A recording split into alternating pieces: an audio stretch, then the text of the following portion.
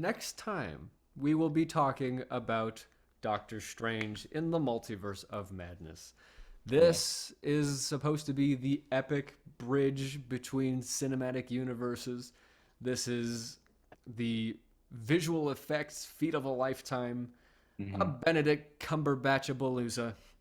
It's going to be epic, apparently. I'm excited for Sam Raimi. I'm a huge fan of him. I even have the Evil Dead cabin in the back, Nice. if Oh, for eagle eye viewers. I don't care about Benedict Cumberbatch's Doctor Strange though. I'm just gonna say it. I think his portrayal is very fake Hmm. and no bueno for me. You don't really? fake because of what? Because of his American accent, or? It's his accent. It's how obvious his hair is. There's Mhm. just everything about him You think he's too young to play the doesn't character? sit well with. No, it's not about the age. It's not about. I don't know. The thing is, like, I know Benedict Cumberbatch is a good actor, and I've seen him Fantastic. in multiple things, and he knocks it out of the park each time. But this one, I just can't stand. I think his performance is terrible. Hmm. His It's accent Well, just seems very just flat and dry. I've noticed with British actors playing American actors or playing American characters, they always push it into their nose a little bit, and they become like nasally Americans, you know, versus their Yeah, British baritones. Like they do this weird thing, and it's like, do they think that everybody like um, Doctor House, um, what's his name? Hugh Laurie. Hugh Laurie. He was like the first guy to really do that, and now every British character sounds like House when they're an American. It's odd. I Pay attention. Listen Wow. the one closely. thing I will say, I'll agree with you, Roland, is that hairline. Because after, it wasn't until I watched what's that movie called, The Power of Dog, that I Uh, realized just how much work they do to like give him the perfect hairline for every movie. Hmm. It's yeah. I but it's sort of weird because it kind of leads me to what my thoughts are about like the Marvel Cinematic Universe in general, because I feel like now they're in a position where they have to either introduce new A-list characters into their roster because like a lot of the previous generation are gone, or elevate people to that next level. Like you obviously have, I think in this movie they're gonna try to elevate Scarlet Witch.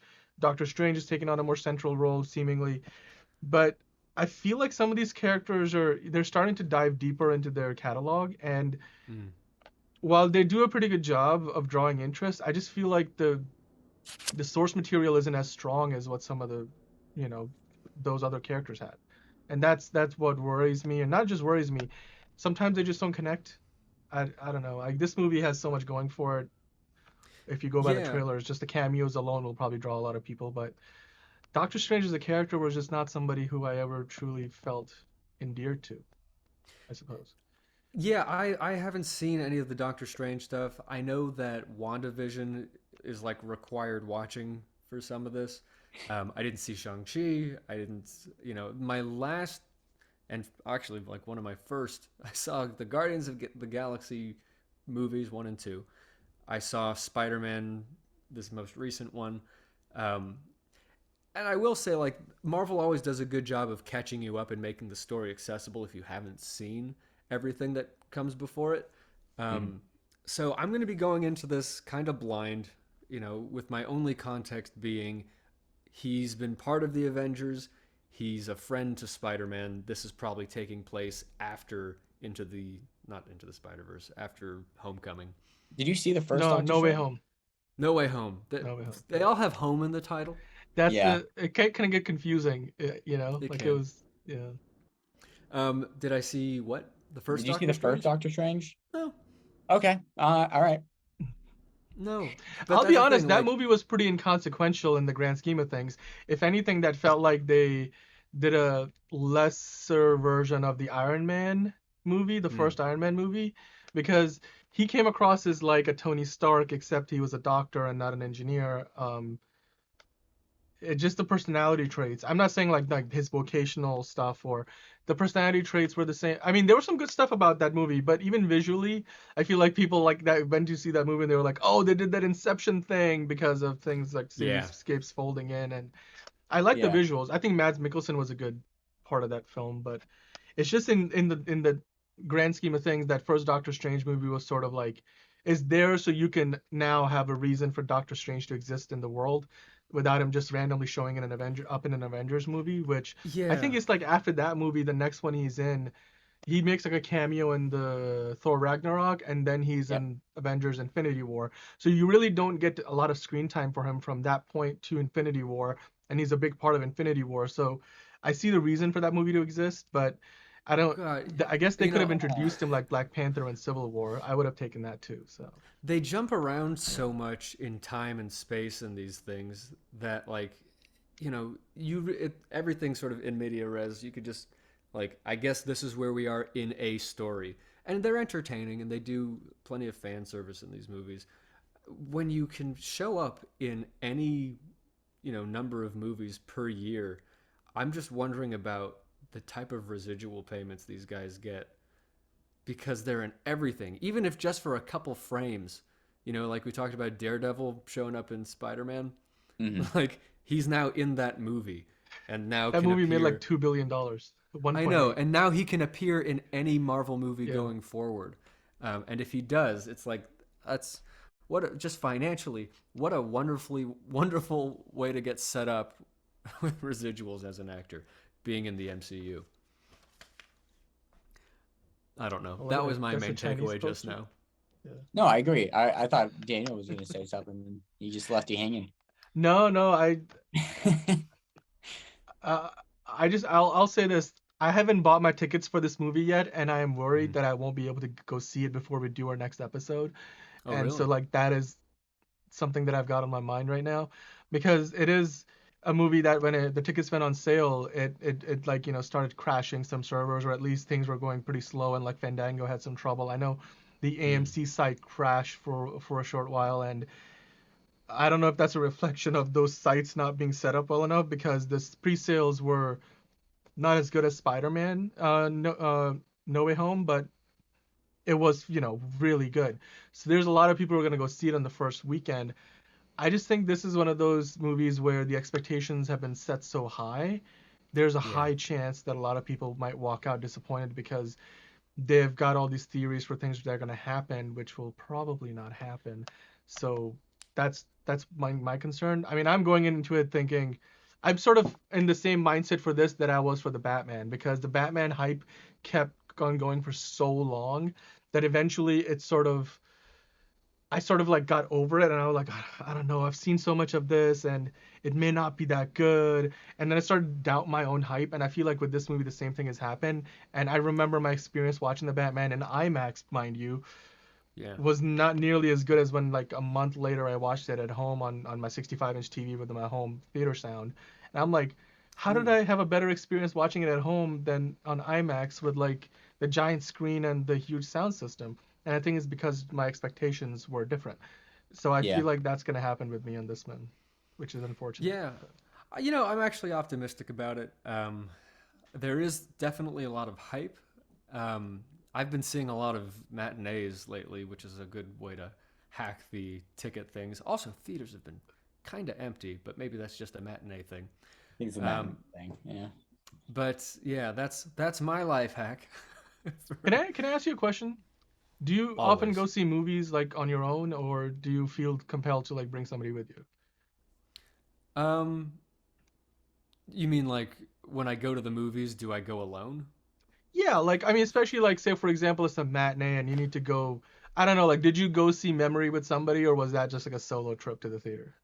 Almost everything that I've seen in theaters for the last like 2 years, which isn't a lot because some of those 2 years were lockdown, but um, I've seen alone. Yeah, Hmm. and I like going to the movies. I actually prefer going to the movies alone because I like to be engrossed by whatever media I'm taking in. With music, I like having headphones and I like blasting it and just really taking it all in. With movies, to have distractions is annoying. I agree with you though. Like, I have fewer distractions at home, but you can't beat the sound of a theater. You can't beat the screen of a theater.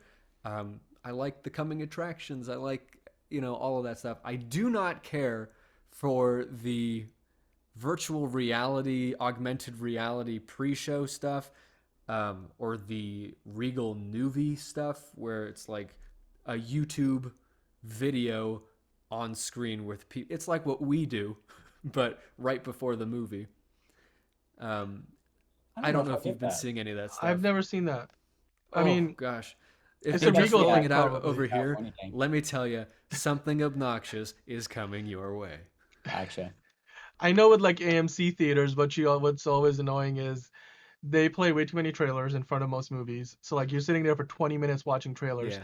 and then right before the movie starts, you get that Nicole Kidman commercial, and she's Oh my gosh, yes. the first time I saw that, I was like, what the hell? I'm in the theater Yeah. waiting to watch a movie, and I'm at AMC, and now I'm getting an AMC commercial. Yeah, you Yeah. don't have to promote it. We're here. You have our money. You don't have to It's- do all this. Yeah. So there's another theater, like a chain out here, the Lemley Theaters, and they show mostly independent films. But like every once in a while they have a what do you call general release movie. They're a great small family-owned theater chain, and I why did I bring them up? What were you saying? Advertisements before? Yeah. Oh, the advertisement before. So they actually showed a short film from a winning film festival. Okay. That was brilliant, and it was a really interesting alternative, and I think it would be a fun way to get people back into theaters if they could like compete to get their short film shown on a screen right before a movie. That would be awesome. I would love that. And you would get to see all of these creative individuals. You get people back into theaters, and they're already going to see a movie, so why not? It'd be a wonderful platform to just show what other talent is out there. I would love, because here's the thing: if you gave me 25 minutes of pre-show stuff, but then you showed like three, because I think this was was it Alamo Draft House, or it was like a theater in LA that is no longer there. They closed down during the pandemic, and they had like a rule where they would only show you 3 trailers before the movie started, and then it's the movie, and they had like a very like the experience they gave you was different than what you get at Regal and AMC, and it was very much like there's strict rules about like don't have your phone on during the movie and stuff, and somebody would come and like actually like tell you to stop, like turn your phone off and stuff. But like in high school. Yeah. Getting called out in front of the. But talking about like phone? having too Bring it many up here. trailers and stuff, I would be down if they show like 3 trailers, and then like you said, show a short film. Like Show I'm a down quick like short 10-minute, film. 15-minute short film. Like Pixar That's what they used sometimes. to- Remember, like some Pixar movies have like a short film Yeah. attached to them. Yeah, I would no, love that was that. always wonderful. It's a movie Yeah. tradition where like Looney Tunes or the Three Stooges, like those were shorts Or that Tom you and would see Jerry. before Tom and Jerry. Yeah. All stuff that you would see before a movie. Yeah. And trailers, by the way, have gotten so formulaic in Yeah. how they do the sound. It's very quiet, and then and then whispered thing. Do you think that? And then it's not even jarring anymore. It's just Yeah. like, yeah, it sounds like a trailer. Everybody will wants say- to make that first Inception trailer with Hans Zimmer's music. Like that. Like Mhm. I think that trend has never gone away since. And Yeah, I think there's a lot of creativity left to be desired. I don't with, know. I'm very lucky trailers. because I don't have the whole like people, using their phones or talking and stuff, which again, very grateful. But the only time we'll talk is during the trailers, and we'll be like, yeah, we'll watch that one. Or no, that looks terrible. Or like put me down for a maybe. I do miss yeah, being in a crowded theater though. Yeah. Like it doesn't happen when often you're these part of days. I know when you're part of a crowd Yeah. and it's like you hear everybody's little reactions like that and it's like, oh Yeah. man, that worked on some people. I know. I haven't been in a packed theater and that's such an experience. Yeah. you Well, I know? think Because that's it makes it so much interactive. I'm sorry. yeah. David. No, go ahead. Go ahead. It just makes it so much interactive, and it enhances the movie even more Yeah. because you can tell everybody else is excited, and it's genuine. It's not like it's scripted or they're putting it in there like in post.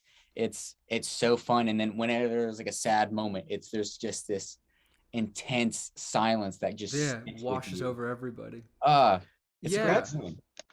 That's It's the one of true those things that magic, I brought think, people of cinema, together. like the true value. Like it's unique to a theatrical experience versus you can watch it with doesn't, like, even if you have like your own personal theater at home and you have like the theater style seating and stuff, even then you'll never have like the feeling of, unless you are like one of those super rich people, which there's probably, you can count the number of people who have that kind of an experience in their house, like on maybe two hands at best, who have like 50 seats in their home theater, but Yeah. you'll never get that full auditorium like reacting to one thing Yeah, and the mix simultaneously, of all these different people Yeah. from all different walks of life showing up at a place with incredible sound, incredible picture, and a message that's meant for all of them. And it resonates with Right. everybody, sometimes exactly the same way, sometimes in all these different ways. And Yeah. that's the complexity of film, is it's not made just for you. It's art that's meant to be interpreted a million different ways. And part of that is getting the other people's reactions. So all that to say, I hope the theater is packed for this. I hope that when we go to see the theater, go to see Doctor Strange in the theaters, that like, I'm hoping that we get more movies that do that. Yeah. I for our think this is culture. going to be one of those movies. Even if you go to a matinee on opening weekend, you'll probably have a packed house because there'll be a lot of other people like you who are trying to sneak in a viewing at a time when it's easy to get hold of tickets. It's also probably easier time of day to go there rather than, you see a lot of families coming in to see movies in the evening hours, and sometimes that could become a distraction potentially if they're young kids and, they're getting unsettled. So I'm excited to see this movie. I don't know if you guys want to get into any kind of predictions for who's showing up in this, but or even if you have any interest in that, I figured. I haven't boy been Bruce keeping Campbell. track. The Bruce what? Sorry. Campbell. Bruce Campbell. Bruce? Oh yeah. What as who? As I don't Ash? know, but I just want it to happen. I don't care who it is. He could play. I've heard a theory that he might play like a different version of Doctor Strange, That would be and I could interesting. maybe see that happening, or maybe it'll be he was planning on being oh, what was his name? You know what? You know what? Ash? You know what? I do have a prediction. No, From not Evil Ash. Dead? No. I do No, have a prediction. Okay, tell me your prediction. I think because they hinted at this in Spider-Man, that who was it? Was it Electro who said, "I just figured Spider-Man would be black." We've seen Into the I just Spider-Verse thought with you'd be Miles black. Morales. That was funny. Yeah, it was a funny scene. Oh, I see where you're getting at. I Jamie have a Foxx, yeah. feeling as long as we're introducing other Marvel universes, I wouldn't be surprised if they introduce Miles Morales live action and show us that version of Spider-Man in this movie. It could be something that we see. Well, just to kind of, so CinemaCon happened this past week, and Phil Lord and Chris Miller came out and they talked about the next two Spider-Verse movies, the animated ones. Then one is going to come out in 2023, the next one in 2024. I think the first of those two sequels was supposed to come out this year, then it got pushed. Right. And they were talking about, obviously, they showed some footage from it. I don't think it's going to become public for a while. And then I think it wasn't on the same day, but then Disney and Marvel had their presentation to the theater owners, and Kevin Feige came out and he talked about like the next 10-year plan that they have for they were like, they didn't really give too many details, but they said we've got like the next 10 years plotted out. And one thing that a lot of people were thinking about going into this Doctor Strange movie is they're gonna like close out all this multiverse thing here, rather than continuing it. You close those doors, it also opens up all these other ones. If I'm gonna say that that's my prediction, if they don't follow up on it, if it doesn't happen, I'm gonna say it's a missed opportunity. So Kevin Feige said something along the lines of, this multiverse is now another tool in our toolbox. We're using it now, and it's a big part of like the current phase of films, but we can always go back to it in the future. So they're not. I think he pretty much expressly stated that this movie is not going to be the end of the multiverse coming into play within the MCU. Yeah. So yeah, I mean, Professor X is going to be in this one. We know Patrick Stewart's coming back. We don't know which version of that, Professor X we're seeing, whether it's the one from the Fox movies or some other version. So we could probably, I mean, I think the Mordo that is in this movie, played by Chiwetel Ejiofor, even he, I don't think is the same Mordo as what we saw in the first Doctor Strange movie. I feel like this is a variation of him. I know Interesting. he's grown out his hair, but I don't know if that's not my only reason for saying that, because I think when he's got this line in the trailer where he says the biggest threat to the multiverse, Steven, is you, something along those lines, right? And he's talking to Doctor Strange, but then we have seen variants of Doctor Strange in the trailer, so I'm Right. thinking it's possible that this Mordo is like from a different parallel universe who's been fighting a different version of Doctor Strange, who's an evil version, and now our version of Doctor Strange gets pulled into the fray. So obviously the Illuminati people are thinking maybe we'll get the Fantastic Four, Reed Richards in there. Maybe John Krasinski is gonna play him. There's Really? thoughts, huh? Really? John Krasinski? Well, because he's like a fan casting favorite. Like they never Yeah. officially said anything, but Tom Cruise was at one point in the running to play Iron Man before Robert Downey Jr. got it. So Yeah. there's Ultron robots in the trailers. You've seen them like when they're bringing Strange into that chamber. So they Yeah. think that's connected to the was it Ultimate Iron Man? What is it called? The Superior Iron Man? Do Yeah. you know what I'm talking about? It's like an evil version of Iron Man from an alternate reality. And Out there's of out of theories that curiosity, are there yeah. other fan castings for the Fantastic Four that you know about? Well, Uh, they also want yeah. Go ahead, Roland. Yeah. well, I was gonna say John Krasinski's real life wife, Emily Blunt, they want to play Sue Storm. Um, it's the most diverse one has always been Johnny Storm. Right. I've seen so many, like there was Zac Efron, there was a Yeah. Some Zachary people want Zac Montgomery. Efron to play Wolverine, the new one in They the do? some I've These seen are people. that. these Yeah. are mind-blowing in and of themselves. Just Very niche wants Daniel Radcliffe to play Wolverine as well. Well, whoa. because Wolverine in the I've comics seen is that. tiny, and all we've been used to on screen is Hugh Jackman, who's like 6 feet tall, 6 feet Yeah. some inches tall.